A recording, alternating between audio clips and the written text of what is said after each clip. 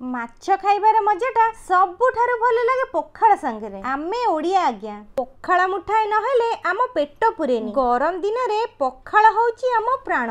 दूर राइजरु आसीची ए माछ माने महानदीरु। ए माछटिकु आम आडे तिलापिया माछ बोली कहंती। अंटी रे पैसा थाउ कि न थाउ गाँ रे रहिले एटा फायदा। देसी माछ टिके खाइबाकू मिले। माछ धराली माने सकाळ सकाळ आम गाँ तुठरे जाल पकई माछ धरंती। मो घर बिरूपा नदी कूलरे। एई नदीर माछ गुडा भारी स्वादिया। जो माने नदी माछ खाई नांती से माने कोन जानि परिबे यार की स्वाद। 10 चकिया गाड़ी रे भर्ती हेई आंध्रा रु माछ गुडा आसी आम बिरूपा ब्रिज रे बिक्री हुए। से आंध्रा माछ गुडा कोन खाइबा को स्वादिया लागे मते जम्मा लागेनी। आइंस बारटा हेले मु चाहि रहिता ए गाँ दांडकू। आजी माछ धराली टारु मिलिला मते एई चुना माछ। माछ दीटा रोसेई कली आग गुरुजन मानंगु पोखाळ संगरे बाढी देली।